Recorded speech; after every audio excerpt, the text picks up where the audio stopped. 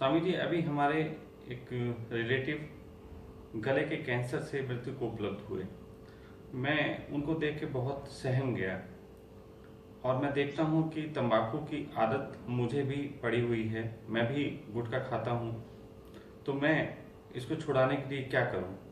और आपसे मुझे गुजारिश है कि आप कोई ऐसा उपाय बताएं कि जो लाखों लोग गुटखा खाते हैं उनको गुटखा छोड़ने में आसानी हो। और सरकार द्वारा चलाए गए प्रयास जो तंबाकू के ऊपर, जो गुटखे के ऊपर चित्र बने होते हैं, वो काफ़ी नहीं लगते। तो लोगों में अवेयरनेस कैसे फैलाई जाए, इस संबंध में कुछ कहें।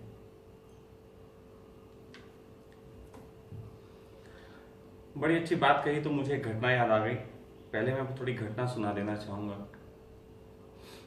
एक बार मैं गोरखपुर की तरफ सफ़र कर रहा था, यूपी ईस्ट का एरिया। तो वहाँ पे ट्रेन में एक व्यक्ति लगातार 5-5 मिनट रुक के तंबाकू खाए जा रहा था, गुटखा।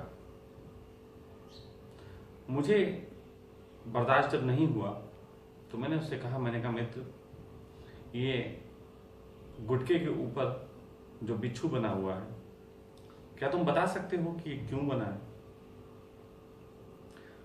उसने मुझसे कहा कि पहले नकली पुड़ियाँ आने लगी थी, तो सरकार ने ये बिच्छू बनाया है उन पुड़ियों के लिए कि जो असली होती। मुझे उस पर बड़ी हंसी आई। मैंने कहा, अगर तेरी बात ये नियम बनाने वाले लोग सुन लें तो सुसाइड कर लेंगे। लेकिन सच बात तो यह है कि नियम बनाने वाले कुछ विज्ञान को या तो जानते नहीं है या आपको बताते नहीं है।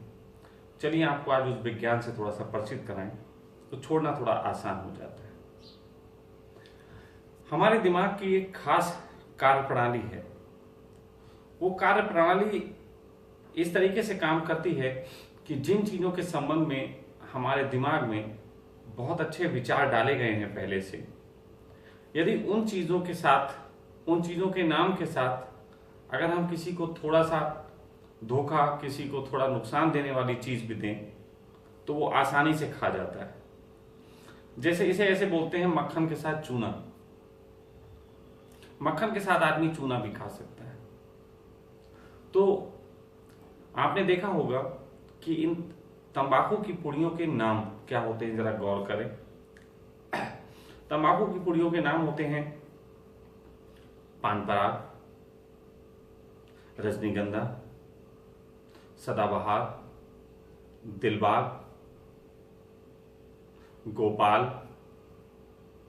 बड़े अजीब अजीब तरीके से नाम रखे गए हैं, जो बहुत अच्छे नाम हैं।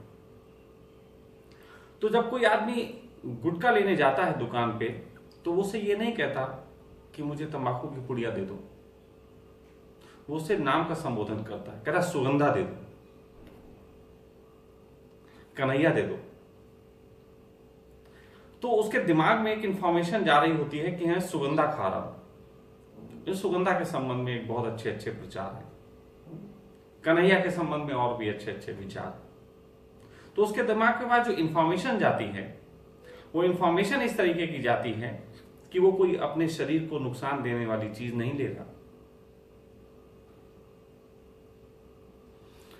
तो यदि वास्तव में किसी को तंबाकू छुड़ाना है, तो एक बहुत सरल सा उपाय है। जैसे मैं कहता हूं कि तंबाकू की पुड़ियों के नाम अगर ऐसे रख दिए जाएं कि फेफड़ा खराब कर पुड़िया, कैंसर बनाए पुड़िया, जल्द मार डालने वाली पुड़िया, अगर ऐसे नाम रख दिए जाएं, तो मुझे नहीं लगता कि कोई भी जो है उन पुड़ियों को खरीदने जाएगा। कोई जाके नहीं कहेगा कि ये फेफड़ा खराब कर पुड़िया दे दो। उन पुड़ियों की बिक्री बिल्कुल बंद हो जाएगी। तो सरकार तो ये करेगी नहीं, क्योंकि उसको एक तरफ लालच है बहुत ज्यादा आयकर का, और दूसरी तरफ जो है उसकी अपनी कुछ मजबूरियां भी हैं। लेकिन आप जो ये छोड़ना चाहते हैं, वो एक काम कर सकते हैं बड़ा अच्छा सा।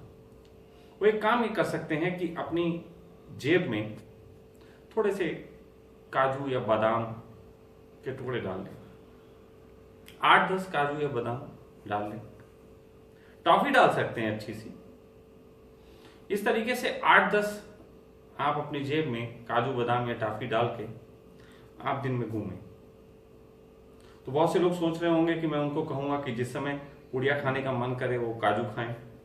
नहीं, मैं नहीं कहूंगा बिल्कुल, आप पुड़िया खाएं, लेकिन एक काम करें, आप जिस समय वो पुड़िया खाएं उस समय आपके पड़ोस में आपका दोस्त, आपका रिलेटिव या कोई भी इंसान जो हो, आप उसको एक बार बुलाएं और कहें भाई मैं जहर की पुड़िया खाने जा रहा हूं। शब्द यह ध्यान रखें ऐसी कि मैं तो फेफड़े खराब करने वाली या जहर की या अपने को नुकसान पहुंचाने वाली चीज खाने जा रहा हूं, आप काजू खाएं।